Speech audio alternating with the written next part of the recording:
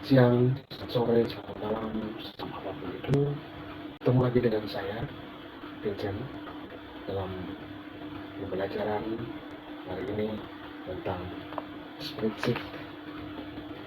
Tidak bisa dipungkiri bahwa kemajuan ilmu pengetahuan dan teknologi menghendaki dan memaksa kita untuk tidak bisa tinggal diam, harus mempelajari dan menggunakan itu baik untuk kepentingan diri kita sendiri maupun untuk kepentingan orang banyak, bahkan di dunia usaha sekalipun. Mempelajari tentang spreadsheet itu kita tidak bisa terlepas dari yang namanya komputer. Dan hari ini kita mulai dengan pembelajaran kita tentang spreadsheet. Setelah minggu lalu saya mengecek semua siswa untuk apakah sudah siap untuk mengikuti pelajaran spreadsheet ini, dan kurang lebih ada hampir semua siap menggunakan perangkat yang Anda miliki, baik itu komputer di rumah, PC, laptop maupun handphone. Pada pembelajaran ini tentang spreadsheet ada beberapa hal yang kita akan dalami sepanjang pembelajaran kita di kelas 10. Apa saja itu? Yang pertama, bagaimana kita bisa mengoperasikan dan mengenal beberapa paket pengolahan data spreadsheet, dan kita dalam pembelajaran kita sepanjang tahun ini kita akan menggunakan Microsoft Office, dalam hal ini Excel, untuk mengerjakan dan mempelajari bagaimana teknik pengolahan data. Kemudian di bagian akhir ada tujuan pembelajaran kita sepanjang tahun ini adalah kita bisa membuat jurnal, buku besar dan neraca serta laporan keuangan dengan menggunakan perangkat atau aplikasi pengolahan data spreadsheet. Apa itu spreadsheet sebenarnya? Spreadsheet itu adalah perangkat lunak yang digunakan untuk mengolah data yang berupa angka, meskipun semua data yang kita masukkan itu bukan 100% angka, tapi spreadsheet ini memudahkan kita untuk bisa mengolah data yang kita masukkan itu baik berupa numerik maupun berupa aksara agar mudah. Dalam spreadsheet itu kita bisa membuat beberapa hal. Ada banyak hal yang bisa kita buat, yaitu misalnya kita buat tabel, kita bisa membuat tabel, kita bisa melakukan perhitungan dengan menggunakan tabel atau tabulasi, kita bisa membuat laporan keuangan, penjualan, pembelian, daftar gaji, dan lain sebagainya. Kemudian kita bisa membuat grafik laporan keuangan kita, atau laporan apapun yang kita buat, kita bisa sajikan dalam bentuk grafik.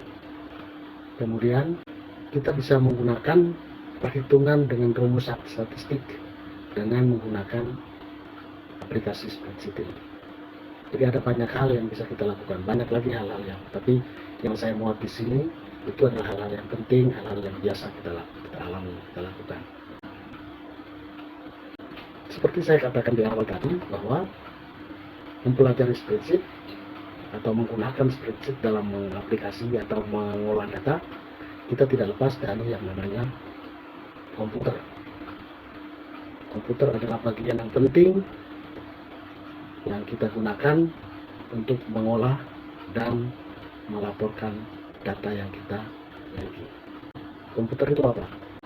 Secara umum, komputer itu merupakan perangkat elektronik yang terdiri dari komponen-komponen, elemen-elemen elektronika terutama, yang bisa memanipulasi data, bisa memanipulasi informasi, dan terdiri dari firmware, hardware, dan software.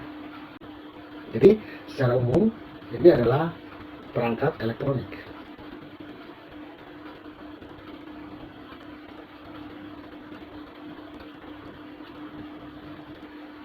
Yang terdiri dari komponen-komponen yang bisa memanipulasi data.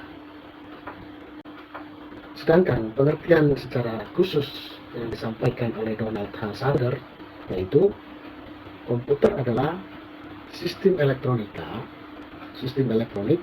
yang digunakan untuk memanipulasi data. Saya tulis saja ya, sistem elektronik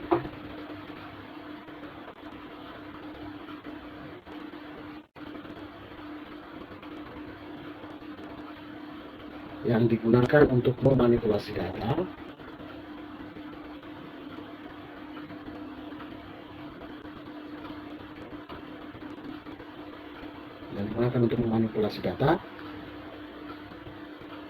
secara cepat dan tepat.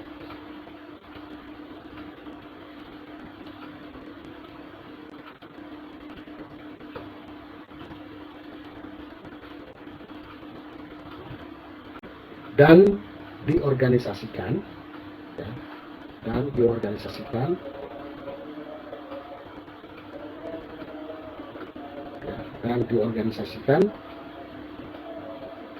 agar secara otomatis ditampilkan.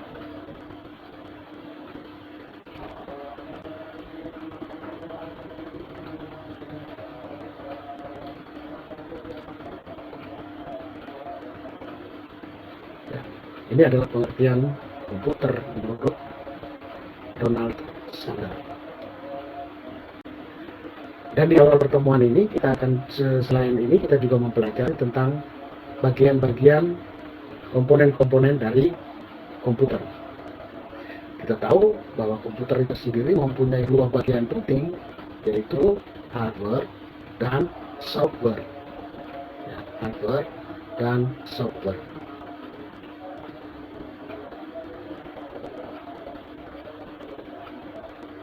Nah, pada hardware ini terdiri dari apa saja? Hardware ini merupakan perangkat keras dari komputer yang bisa disentuh, bisa diraba, bisa dilihat. Perangkat keras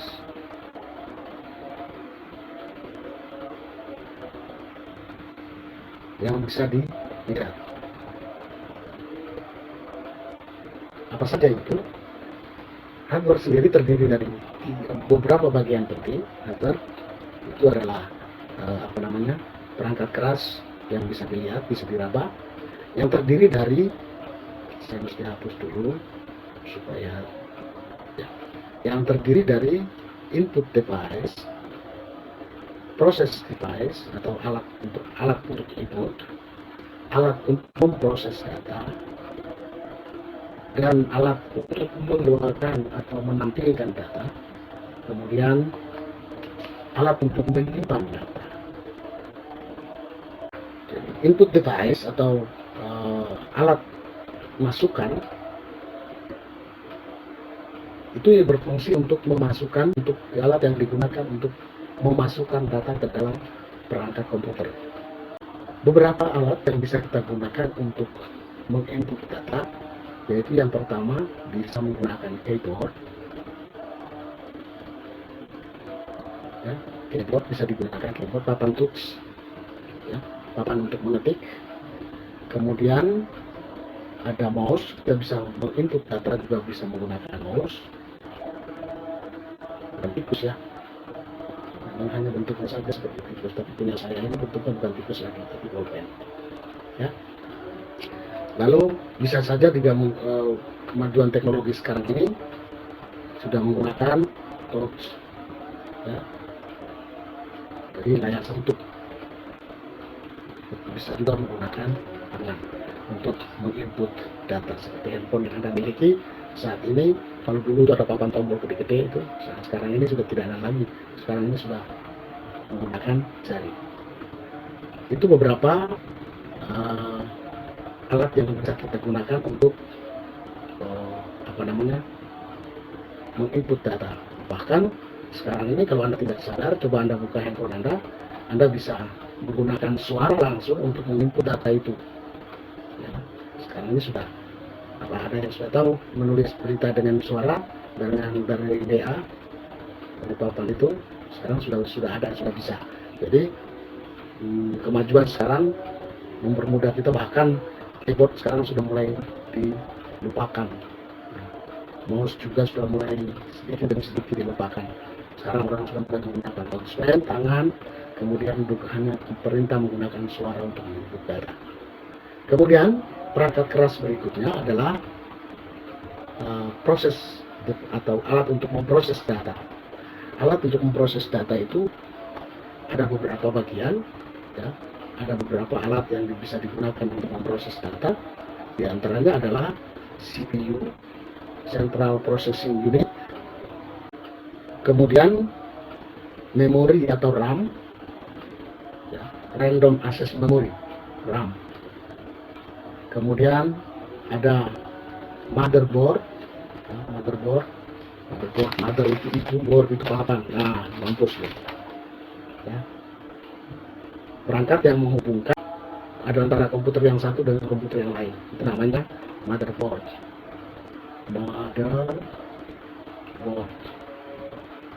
Kemudian ada VGA. Kemudian ada power supply.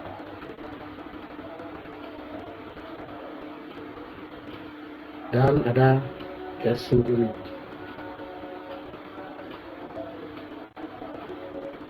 Ya, ini ada setidaknya ada 5 kurang lebih alat untuk memproses data, ya, alat untuk yang digunakan untuk memproses data. Central Processing Unit, RAM, Random Access Memory, kemudian motherboard, perangkat yang menghubungkan perangkat keras komputer yang satu dengan yang lain, kemudian VGA, Video Graphic Array, kemudian power supply yang mengantar arus listrik masuk ke dalam komponen-komponen komputer, kemudian casing board, itu tempat di mana semua perangkat disatukan. Ada PCB, papan yang berbentuk papan, di mana alat-alat semua elektronik, semua komponen-komponen elektronik dimasukkan ke dalam. Nah, itu namanya casing unit. Juga casing juga penutup luar dari perangkat komputer itu, juga disebut dengan casing unit.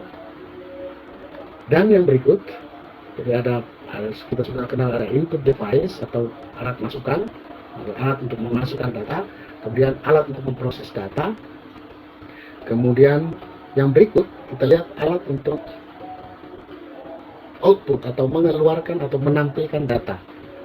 Output data yang kita masukkan yang sudah diproses atau bahkan yang sedang diproses itu bisa ditampilkan melalui monitor, juga bisa melalui speaker, dan juga bisa melalui printer. Monitor itu menampilkan semua yang kita kerjakan, ya, menampilkan dalam bentuk visual, dalam bentuk yang kelihatan. Sedangkan speaker itu menampilkan bunyi saja, suara. Sedangkan printer itu menampilkan dalam bentuk tulisan, ya, atau cetakan, ya. Ini. Jadi ada 3 output device. Bahkan monitor ini bisa juga menggunakan monitor komputer itu sendiri, monitor komputer. Bahkan ini bisa digunakan juga LCD, ya, atau yang sering kita sebut fokus. Itu juga bisa menampilkan data yang kita sudah masukkan dan sudah diproses. Dan yang terakhir itu ada storage device atau tempat untuk penyimpanan data, tempat atau alat untuk menyimpan data. Bisa terdiri dari beberapa bagian, beberapa alat yang bisa kita gunakan untuk menyimpan data, yang sampai hari ini kita sudah mengenal ada banyak macam. Dulu itu ada disket atau floppy disk. Floppy disk itu disket dulu, komputer zaman dulu. Bahkan sekitar tahun 2000-an itu sudah hilang, sudah tidak digunakan lagi. Ya, ada hard disk, Ini perangkat yang ada yang di dalam komputer itu sendiri. Kemudian floppy atau disket, dulu orang kenal dengan nama sebutan disket. Kemudian ada CD atau DVD yang bisa kita gunakan untuk menyimpan data. Kemudian yang terakhir sekarang ini ada flash disk. Nah, selain itu ada memori apa sekarang? Memori card. Memori card. Ya, kartu memori yang bisa digunakan untuk menyimpan data. Jadi selain ada 4 yang ada di dalam buku Anda, nah, ada lagi tambahan memori, dan juga yang ada lagi nanti akan berkembang lagi apapun itu yang bisa digunakan untuk menyimpan data. Kemudian selain hardware atau perangkat keras, ada juga yang disebut dengan perangkat lunak yang disebut software. Jadi saya ulangi, di awal tadi saya sudah katakan, komputer terdiri dari 2 bagian penting, yaitu hardware dan software. Hardware itu perangkat keras, sedangkan software itu perangkat lunak yang berupa aplikasi-aplikasi, itu namanya software komputer. Pengertian dari software itu sendiri adalah sekumpulan data elektronik, ya, sekumpulan data elektronik yang disimpan dan diatur oleh komputer. Data yang disimpan dan diatur oleh komputer itu bisa berupa perintah, ya. Jadi software itu adalah kumpulan data, kemudian bisa disimpan oleh komputer, dapat berupa data itu dapat berupa program atau instruksi.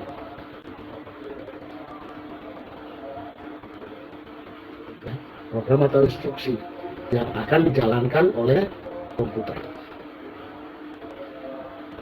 Melalui software ini, perangkat lunak komputer dapat menjalankan semua perintah yang diinginkan oleh pengguna. Ya, melalui software ini, komputer dapat menjalankan semua perintah yang diinginkan oleh pengguna. Ada beberapa macam software. Ada beberapa macam software, diantaranya yang pertama adalah sistem operasi, software yang hanya menyediakan cara pengoperasian saja. Software ini, software yang digunakan untuk mengoperasikan komputer itu berfungsi, yang pertama fungsinya mengatur semua perangkat keras yang ada di dalam komputer. Kemudian fungsi yang kedua selain mengatur, juga menerjemahkan. Jadi misalnya bahasa yang kita masukkan ke dalam komputer seperti apa, melalui input data tadi, melalui input device tadi, diterjemahkan oleh sistem software yang berfungsi sebagai sistem operasi. Kemudian mengatur semua proses jalan operasi, yang mengatur. Kemudian yang terakhir itu adalah sebagai tempat atau platform untuk menjalankan operasi. Misalnya Windows itu adalah platform untuk menjalankan, itu software yang digunakan untuk menjalankan aplikasi. Nah, Microsoft Office itu juga platform yang digunakan untuk menjalankan aplikasi. Kemudian software berikutnya, jenis software berikutnya adalah bahasa pemrograman. Ya, bahasa pemrograman itu adalah bahasa yang digunakan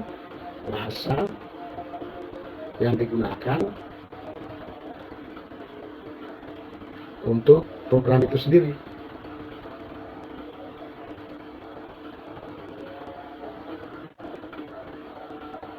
Ya, jadi ini jangan terkecoh, bukan bahasa dalam arti bahasa Indonesia, bahasa Inggris, bahasa Jerman, bukan itu maksudnya. Jadi kode atau sandi yang dimasukkan ke dalam software itu supaya bisa mengoperasikan data. ya, itu namanya bahasa. Jadi bisa berupa kode, bisa berupa bahasa, bisa berupa apapun itu untuk memerintah memerintah atau mengerjakan semua aplikasi atau semua data yang kita masukkan.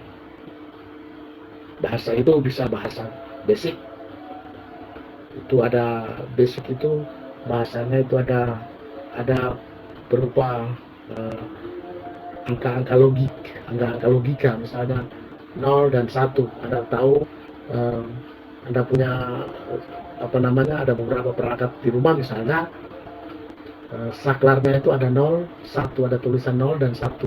0 itu off, 1 itu jalan. Nah, itu namanya bahasa basic. Kemudian ada bahasa Pascal. Pascal itu bahasa matematik yang digunakan dalam perangkat komputer dan macam-macam. Jadi bukan bahasa Indonesia, bahasa Inggris ya. Bahasa Indonesia, bahasa Inggris itu bukan. Oke. Kemudian yang terakhir adalah aplikasi, program aplikasi itu sendiri. Nah, jenis software yang berupa program aplikasi. Misal, program aplikasi apa? Misalnya Microsoft, apalagi Adobe, apalagi macam-macam.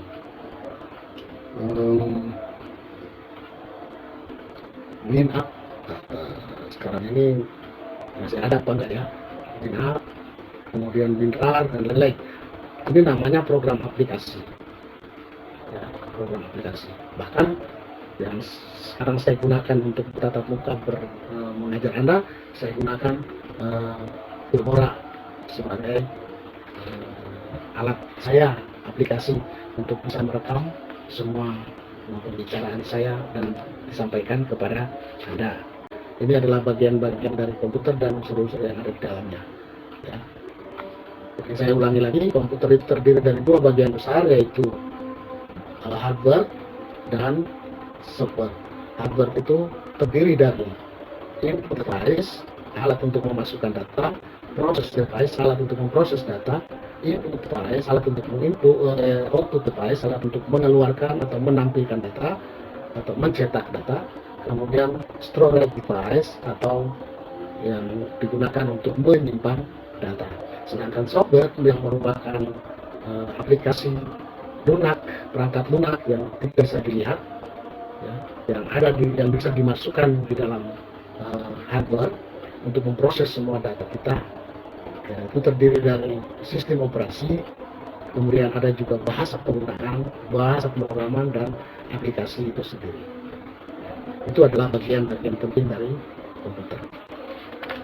Kita lihat yang berikut tentang aplikasi pengolahan angka atau spreadsheet. Tadi kita sudah tahu pengertiannya apa. Ya. Ada beberapa jenis aplikasi yang digunakan untuk mengolah atau mengolah data ini yang dikembangkan sesuai dengan kemajuan zaman. Dulu ada yang namanya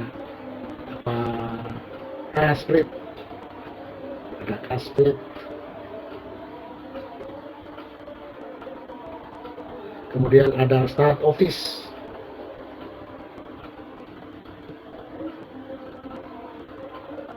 Kemudian ada Open Office, ada Numeric, ada Abacus, ada Wings, ada Excel, ada XXL, ya, XXL. Tapi XXL ini ya merupakan aplikasi yang dikembangkan oleh Universitas Nice.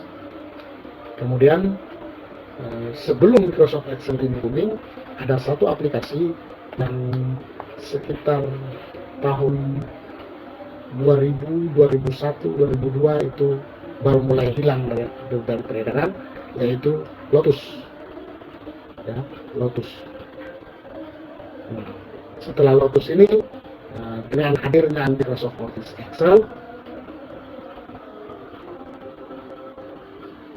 Microsoft Office Excel menggeser penggunaan Lotus ini sampai dengan hari ini.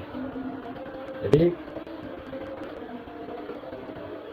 yang berkembang saat ini itu adalah Microsoft Office Excel yang lebih banyak digunakan untuk aplikasi pengolahan data. Dan dalam pembelajaran kita di spreadsheet di tahun ini juga, di kelas 10 ini, kita lebih menggunakan aplikasi yang namanya Microsoft Office Excel. Terserah mau Office 97, 2003, berapa 2007, 2010, 2013, kemudian terakhir sekarang 2016. Ada juga sekarang paling modern lagi adalah 2019. Ini ada Anda bisa menggunakan, kita bisa menggunakan semua ini. Jadi yang kita gunakan dalam pembelajaran tentang spreadsheet ini adalah Microsoft Office. Lalu apa fungsi program pengolahan data ini? Fungsinya apa? Nah, tadi di awal fungsi spreadsheet kita sudah singgung, bisa membuat tabel dan lain-lain. Lalu yang lebih penting di sini adalah supaya kita bisa menghitung angka lebih cepat,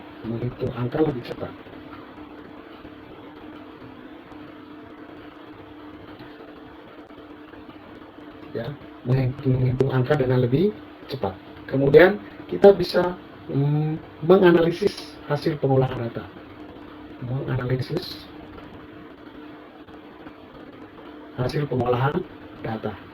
Kemudian fungsi yang berikutnya yaitu bisa menampilkan hasil pengolahan data.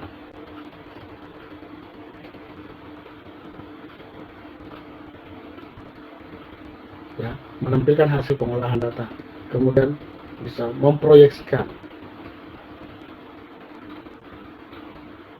Ya, memproyeksikan dengan melibatkan rumus-rumus grafik dan lain-lain. Kita bisa proyeksikan data itu melalui rumus atau melalui grafik dan beberapa alat lainnya. Kemudian pengolahan aplikasi, penggunaan fungsi dari aplikasi pengolahan data ini juga bisa untuk membantu pengerjaan ilmiah.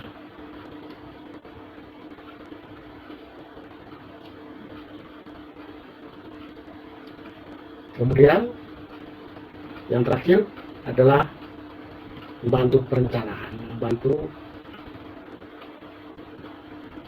bidang perencanaan.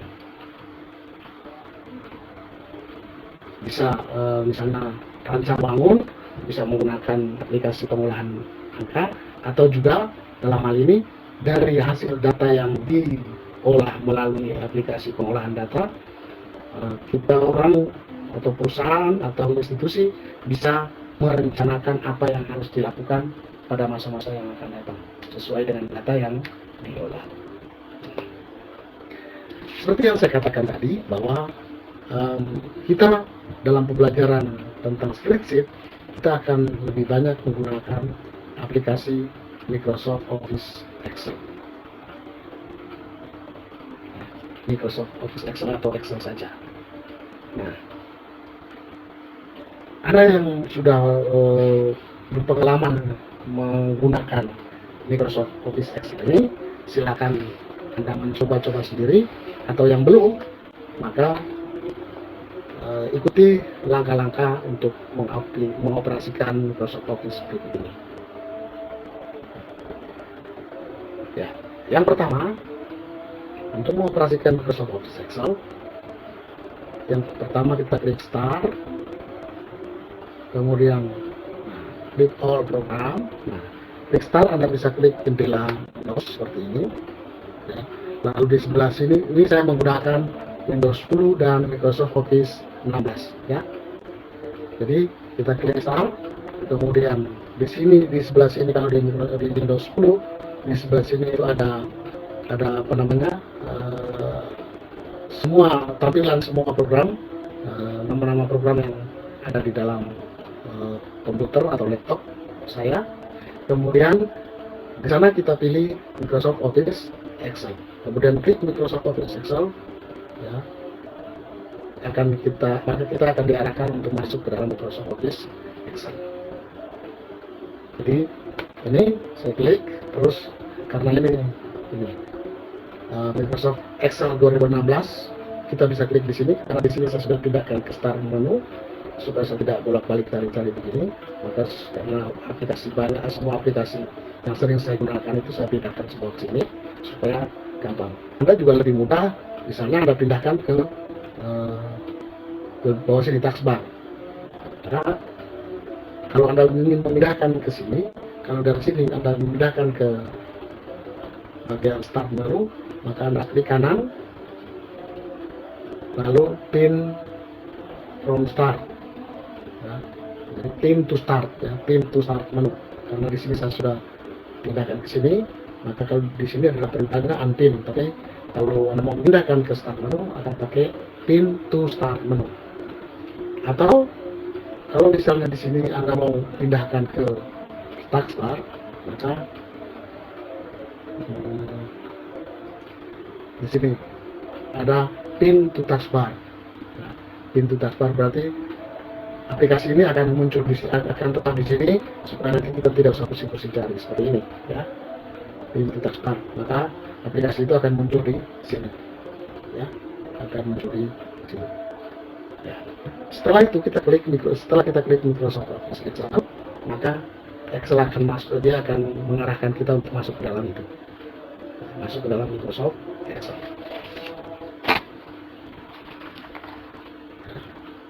Itu dulu pembelajaran kita hari ini. Nanti